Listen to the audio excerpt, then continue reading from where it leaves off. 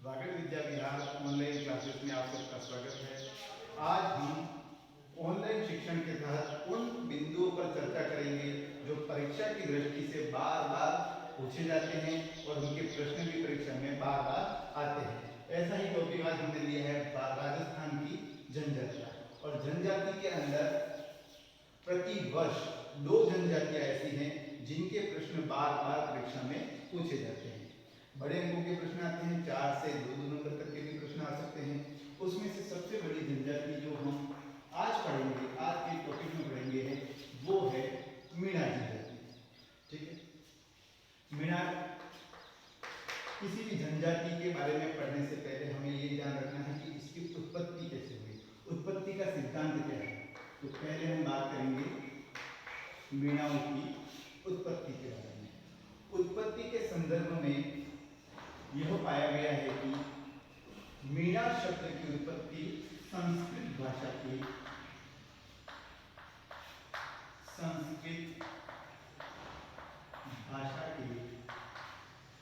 Mean शब्द से हुई है। किससे हुई है? मीन शब्द से हुई है। मीन का शाब्दिक अर्थ होता है मछली। क्या करता है? मछली। तो मीना बना है मछली शब्द से। ठीक है। जिसका वर्णन मिलता है हमें मत्स्य पुराण के अंदर। इसके अंदर मिलता है मत्स्य पुराण के अंदर। और मत्स्य पुराण भगवान विष्णु से संबंधित है। ठीक है। भगवान विष्णु की अगर हम बात करें, सब जानते हैं भगवान विष्णु के बारे में।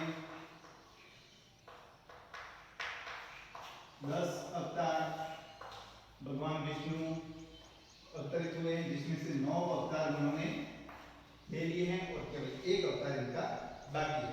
तो अगर अवतारों की बात करें तो इनका सबसे पहला अवतार ही मत्स्य अवतार था। कौन सा अवतार था? मत्स्य अवतार। इसी तरह अगर दूसरे अवतार की बात करें तो वराह अवतार,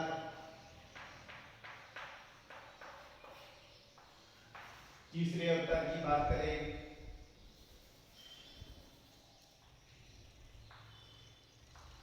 कुमूर अवतार, चौथे अवतार की बात करें तो वामन अवतार, वामन।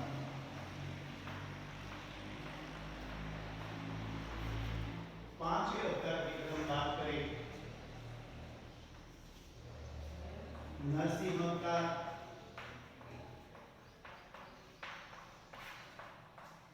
छठे अवतार की बात करें तो परशुराम अवतार,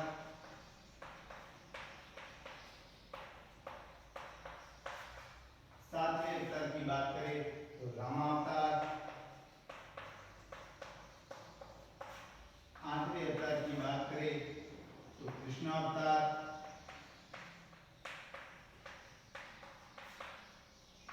नौवें अवतार की बात करें तो बुद्ध अवतार, और अंतिम जो सबसे बाद में मैं यहाँ लिखा हूँ 10वां अवतार है, जो इनका अभी लेना बाकी है, वो है कल्कि अवतार। कल्कि अवतार। तो हमें मेन 2 ही अवतार का ख्याल रखने हैं। मत्स्य अवतार क्यों? क्योंकि मत्स्य अवतार से ही मीणा जनजाति अपनी उत्पत्ति मानती है। और कल्कि अवतार, कल्कि अवतार भगवान विष्णु आज से ठीक 5000 वर्ष बाद लेने वाले हैं, ऐसा हमारे पुराणों में लिखा गया है। और कल्कि अवतार का राजस्थान के अंदर जयपुर के अंदर मंदिर बनाया गया है। ठीक है। और यह मंदिर किसने बनाया है? तो यह मंदिर बनाया है सवाई जयसिंह। किसने बनाया है? सवाई जयसिंह। और उसको उत्पत्ति के बाद हम पढ़ेंगे निवास क्षेत्र। निवास क्षेत्र, राजस्थान के अंदर मीणाओं का निवास क्षेत्र कहाँ पर स्थित है। ठीक है। तो आपको याद रखना है कि मीणा जो कि है हमारे राजस्थान के इस वाले भाग में, जिसे हम कहते हैं उत्तर पूर्वी, कौन सा इलाका? उत्तर पूर्वी जिलों के अंदर मीणा जनजाति सर्वाधिक रूप से पाई जाती है और इस क्षेत्र को मत्स्य क्षेत्र भी कहते हैं। कौन सा क्षेत्र कहते हैं? मत्स्य क्षेत्र। और जिलों की बात करो तो जयपुर, सर्वाधिक मीणा जयपुर में पाई जाती है, इस बात को आप नोट रखें। दौसा, करौली, सवाई माधोपुर,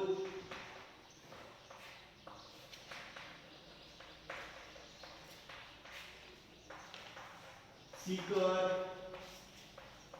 आदि इन जिलों के अंदर मीणा जनजाति पाई जाती है और सर्वाधिक मीणा जयपुर जिले में पाई जाती है। और राजस्थान की सबसे बड़ी जनजाति मैंने बता दिया है मीणा ही है। ठीक है, आगे बातें करें तो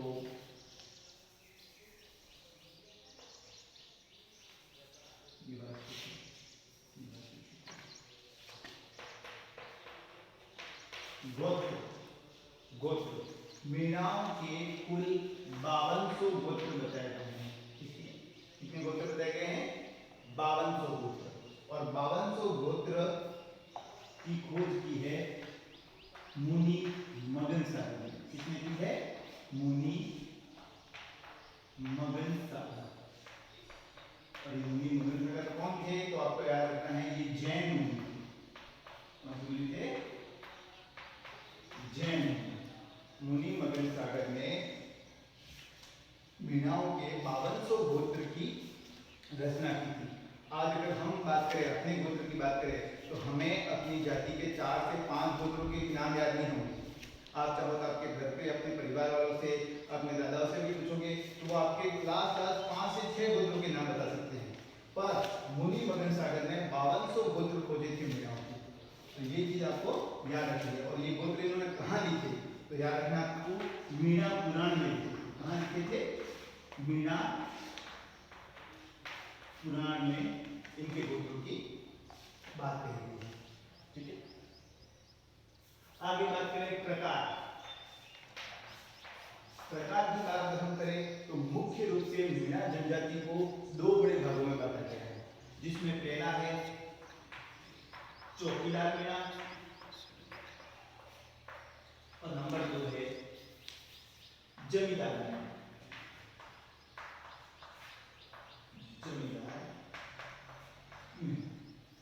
बाकी अन्य प्रकार भी हैं, चमरिया मीणा है, भील मीणा है, कावड़ा मीणा है, पर मुख्य रूप से इन दोनों को ही आपको याद रखना है, चौकीदार मीणा और जमींदार मीणा। और उनमें से भी आपको याद रखना है कि चौकीदार मीणा है वो उच्च गोत्र के माने गए हैं।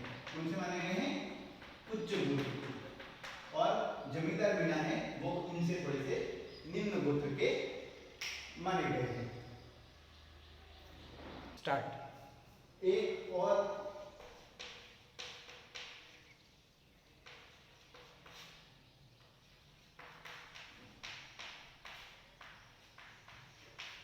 ये नाम आप बार बार सुनोगे, अपने 11वीं में भी मैंने इसके ऊपर चर्चा की थी, कर्नल जेम्स टॉड। ठीक है, इस व्यक्ति की हमेशा से राजस्थान इतिहास के अंदर रुचि रही है और इसने हमेशा से बड़ी बड़ी चीजों के अंदर खोज की है। और उस खोज में इसने मीणाओं की उत्पत्ति मानी गई है काली गोह पहाड़ी से। कहां से मानी है? काली गोह की पहाड़ी से मीणाओं की उत्पत्ति मानी है। वैसे तो मीणा कहते हैं हम मत्स्य पुराण में लिखा गया है कि हम मीन से उत्पन्न हुए मनु के अवतार मानते हैं, पर कर्नल जेम्स टॉड ने इनको काली गोह की पहाड़ी से इनकी उत्पत्ति मानी है। आगे याद रखें आप मुखिया। मुखिया को क्या कहते हैं? मीणाओं के मुखिया को पटेल कहते हैं। क्या कहते हैं? पटेल कहते हैं। ठीक है, अगर कोई मुखिया एक से अधिक पंचायतों का मुखिया हो, अगर एक पंचायत का होगा तो हम इसको पटेल कहेंगे, पर अधिक 2 से 4, 4 से 5 अगर पंचायतों का अगर मुखिया हो तो उसको पंच पटेल कहते हैं। क्या कहते हैं? पंच पटेल कहते हैं। आगे देखें, मीणाओं की सबसे बड़ी पंचायत, मीणाओं की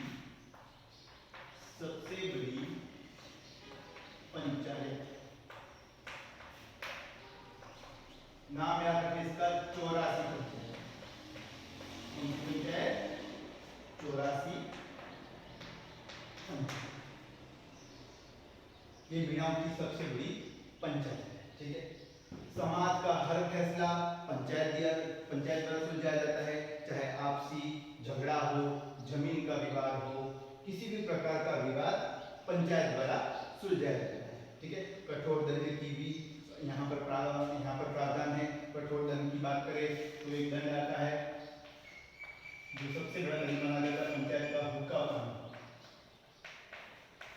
पानी बंद करना। ठीक है, इस हुक्का पानी के अंदर यह प्रथा चली हुई है कि अगर कोई व्यक्ति, कोई मीणा वर्ग का व्यक्ति अगर किसी बड़े अपराध के अंदर शामिल हो तो उसका बहिष्कार किया जाता है, सामाजिक बहिष्कार। सामाजिक बहिष्कार की अगर बात करें तो इसके अंदर इस व्यक्ति के घर पे चाहे किसी भी प्रकार का उत्सव हो, कोई मौका हो, तो कोई भी व्यक्ति वहां नहीं जाएगा। गांव की किसी भी दुकान के अंदर इसको सामान नहीं दिया जाएगा एवं किसी भी कुएं के अंदर, किसी के भी खेत के अंदर इसका प्रवेश निषेध माना जाएगा। ठीक है,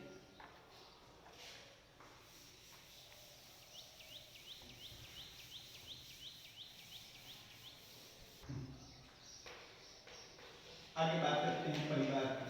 तो परिवार यहाँ पर संयुक्त परिवार कहा जाता है। मीणा जनजाति में कैसा परिवार कहा जाता है? संयुक्त परिवार। संयुक्त परिवार मतलब जिसके अंदर दादा दादी, अंकल आंटी, पापा मम्मी, पापा के दूसरे भाई हैं, वो सब एक ही छत के नीचे रहते हो तो उसे संयुक्त परिवार कहते हैं। और मीणा जनजाति में संयुक्त परिवार लंबे समय तक चलता है।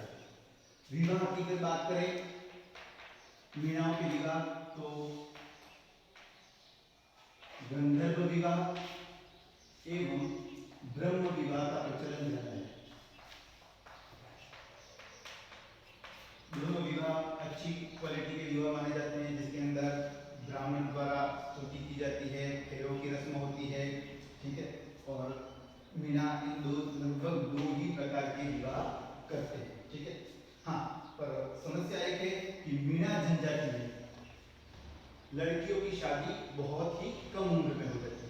किस उम्र में हो जाती है? बहुत ही कम एज में, मतलब 18 साल से भी पहले, जिसे हम कह सकते हैं बाल विवाह। तो मीणाओं में बाल विवाह की प्रथा प्रचलित है। याद रखिए, बाल विवाह की प्रथा प्रचलित है।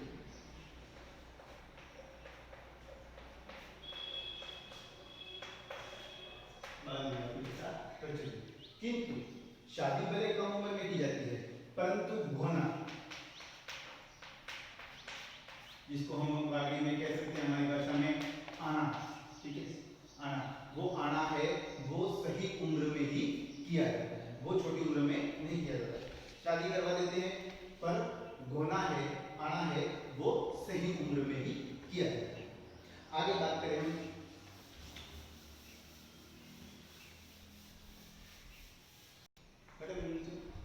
पवित्र स्थल। पवित्र मीणाओं का पवित्र स्थल माना जाता है रामेश्वरम धाम। रामेश्वरम धाम जो कि कहाँ पर स्थित है? सवाई माधोपुर जिले के अंदर। कहाँ पर है? सवाई माधोपुर जिले के अंदर। पवित्र स्थान माना जाता है क्योंकि यहाँ पर सवाई माधोपुर में त्रिवेणी संगम होता है। क्या होता है? त्रिवेणी संगम होता है। त्रिवेणी संगम के अंदर अगर नदियों की बात करें तो तीन बड़ी नदियां बनास, सीप एवं चंबल नदी। बनास, सीप एवं चंबल नदी यहाँ पर त्रिवेणी संगम बनाती हैं। अगर आपको याद रखना है तो आप ऐसे भी याद रख सकते हो, BSC। इसका अगर छोटा सा सूत्र है ये BSC। ठीक है, B से बनास, S से सीप, C से चंबल नदी। ठीक है, मतलब यहाँ पर जितने भी मीणाओं के दाह संस्कार के बाद जो फूल विसर्जन या अर्थी विसर्जन की जो क्रिया होती है वो यहीं पर आकर की जाती है। ठीक है, अस्थि विसर्जन है वो रामेश्वरम धाम में किया जाता है। ठीक, आगे बात करें लोक देवता।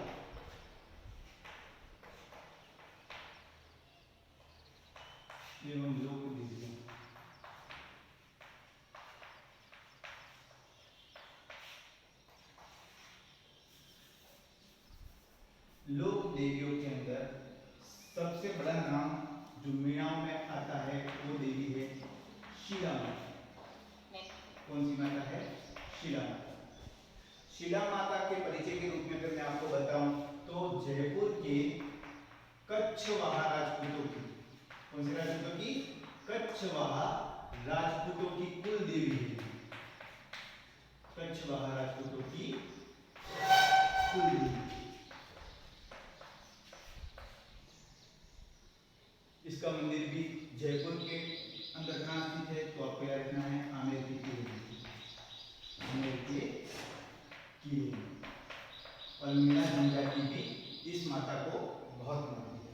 दूसरी बात, अगर यहाँ पर अगर शब्द आया है कछवा राजपूत, तो कछवा राजपूत से आपको याद रखना है कि जितने भी कछवा राजपूत हुए हैं, चाहे वो मिर्जा राजा जयसिंह हो, सवाई जयसिंह हो, सभी राजाओं का जब राज तिलक होता है, क्या होता है? राज तिलक। राज तिलक वो मीणाओं द्वारा किया जाता है। जो तिलक लगाने की परंपरा है वो कौन अदा करता है? मीणा जनजाति करती है। ठीक है, आगे बात करें दूसरी माता जो सबसे बड़ी फेमस माता है यहाँ की, जीण माता। कौन सी माता? जीण माता। ये जीण माता का मंदिर है रेवासा सीकर के अंदर। कहाँ पर है? रेवासा सीकर डिस्ट्रिक्ट। जीण माता का मंदिर रेवासा सीकर डिस्ट्रिक्ट के अंदर है।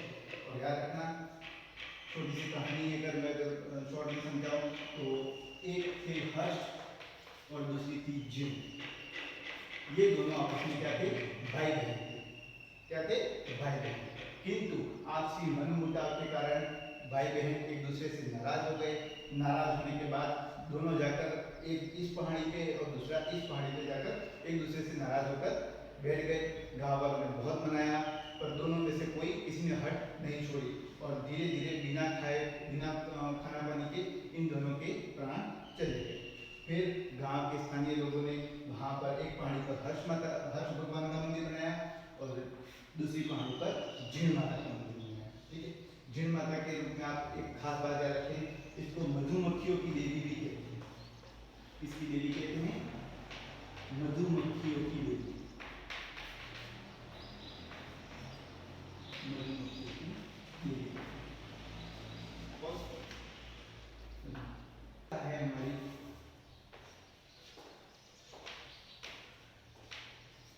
केला देवी। केला देवी और इस देवी का दूसरा नाम अंजना माता भी कहते हैं। क्या कहते हैं? अंजना माता या केला माता।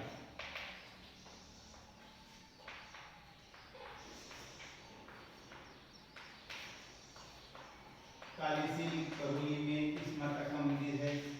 ठीक है, अंजना माता क्यों कहते हैं? अंजना माता किसकी माता थी? हनुमान, ये हनुमान जी की माँ थी। इसकी माँ थी हनुमान जी की माँ थी। तो करौली साइड की जो मीणा है वो केला देवी को बहुत मानते हैं, जो अंजना माता के रूप में भी फेमस है और हनुमान जी की माँ को कहते हैं। ठीक है, आगे अगर इस माता के रूप में मैं आपको बताऊं तो राजस्थान की एकमात्र ऐसी देवी जिनका साल में 2 बार मेला लगता है। 2 बार मेला भरता है। आपके दिमाग में ये प्रश्न उठ सकता है कि लगभग सभी माताओं के मेले साल में 2 बार लगते हैं। साल में 2 बार क्यों लगते हैं मेले? तो आप सब जानते हो नवरात्रि 2 बार आती है। कितनी बार आती है? 2 बार नवरात्रि आती है। पर इस माता की विशेषता यह है कि दोनों बार मेले भरने पर और दोनों बार की बार में यह मेले लक्की मेलों के रूप में पड़ते हैं। किस मेले के रूप में पड़ते हैं? लक्की मेलों के रूप में। लक्की मेलों की अगर परिभाषा के रूप में बात करें तो वह मेला जहां पर 1 लाख से भी अधिक की जनसंख्या, कितनी? 1 लाख से अधिक की जनसंख्या अगर किसी मेले में इकट्ठी होती है तो उसको लक्की मेला कहते हैं। बाकी माताओं के लक्की मेले लगते हैं किंतु साल में दोनों बार नवरात्रि आने पर लक्की मेला नहीं पड़ता है। ठीक है, परंतु केला देवी के यहाँ पर दोनों बार लक्की मेला पड़ता है। ठीक है, एक और अगर विशेषताओं की बात करें तो यहाँ पर प्रसाद के रूप में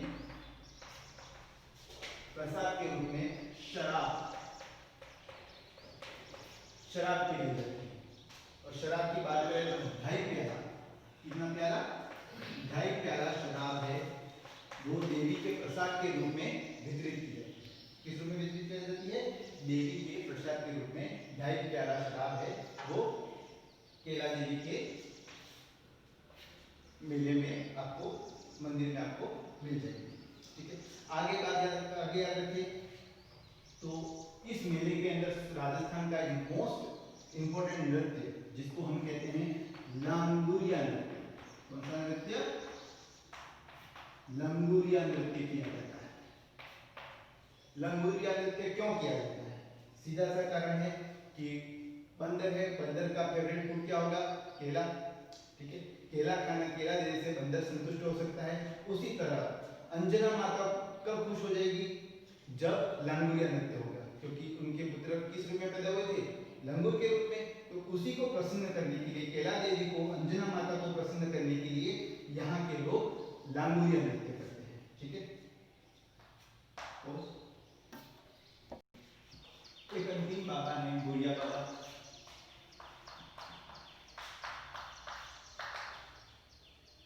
जिनकी कसम खाकर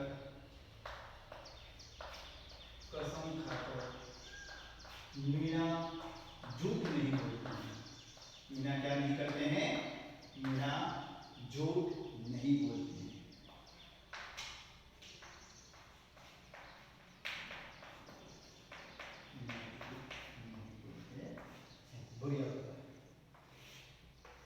ऐसा कहा जाता था कि ये सिपाही थे जो युद्ध में मारे गए। युद्ध में मारे जाने के बाद उनकी आत्मा उसी आमेर के किले और जयगढ़ के किले के आसपास घूमती रही। बहुत से राजा आए जिन्होंने उस दीवार का काम करने का प्रयास किया, परंतु दीवार सुबह बनाते और रात को ढह जाती, सुबह बनाते रात को ढह जाती। फिर बहुत पूछताछ के बाद लोगों ने बताया कि यहाँ पर भूरिया बाबा का वास है। फिर भूरिया बाबा का एक छोटा सा मंदिर वहाँ पर स्थापित किया गया और इसके बाद किले का निर्माण वहाँ पर शुरू हुआ। ठीक है, तो भूरिया बाबा भी काफ़ी यहाँ पर फेमस माने जाते हैं। आगे एक दो शब्दावली है आपको याद रखनी है कि ओबरी, ओबरी, ओबरी याद रखनी है आपको। मीणाओं के अनाज रखने की कोठी को, अनाज रखने की कोठी को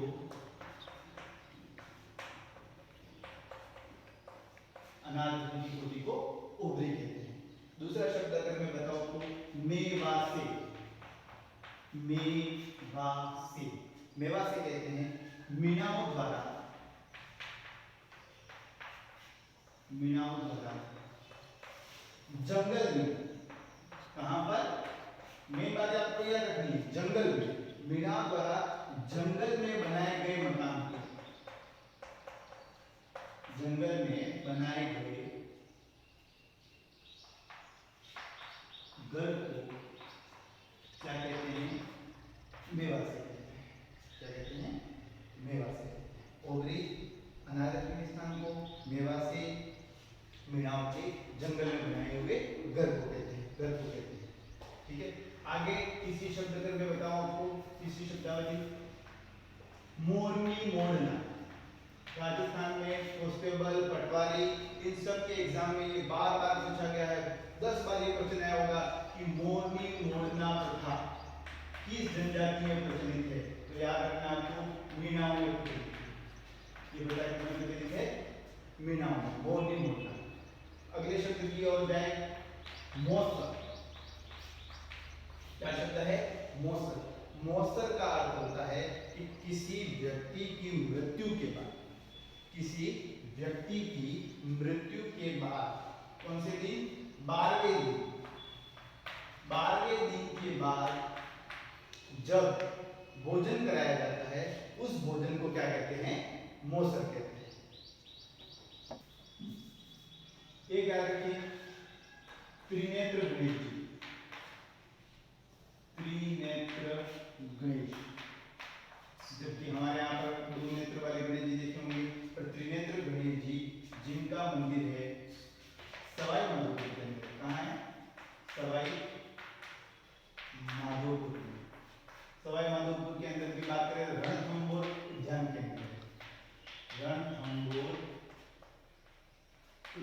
अंदर त्रिनेत्र गणेश जी का मंदिर स्थित है और इसी मंदिर में भी सवाई माधोपुर साइड के मीणा है वो यहाँ पर दर्शन करने जाते हैं, आराध्य देव मानते हैं उनको।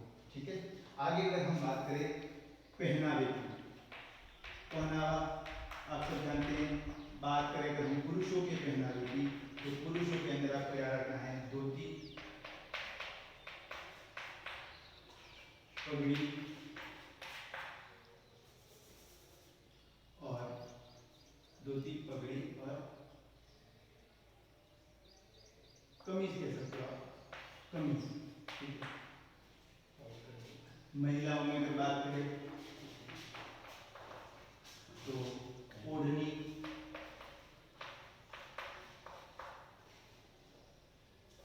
ओढ़नी के बाद लुगड़ी, घाघरा, घाघरे, बस तीन। ठीक है, हाँ अगर कुछ बात करें महिलाओं के बारे में तो मैंने आपको नोट्स में भी बताया था, टैटू गुदवाना या गोदना गुदवाना, गोदना गुदवाना, गोदना गुदवाना या टैटू बनाना इन महिलाओं का मुख्य शौक माना जाता है। ठीक है, अगर एक दो आभूषणों की बात करें तो एक आभूषण आपको मीणाओं की महिलाओं के बारे में याद रखना है, बोरला। ठीक है, बोरला आभूषण, बोरला आभूषण है वो मीणाओं की महिला के शादीशुदा होने का प्रतीक, शादीशुदा या विवाहित होने का प्रतीक, शादीशुदा या विवाहित होने का प्रतीक। जैसे कि हमारे यहाँ की औरतें क्या पहनती हैं, शादीशुदा होने का प्रतीक क्या है, मंगलसूत्र। उसी तरह मीणाओं की महिलाएं शादीशुदा होने के रूप में क्या पहनती हैं, बोरला। ठीक है, आज की क्लास यही समाप्त होती है।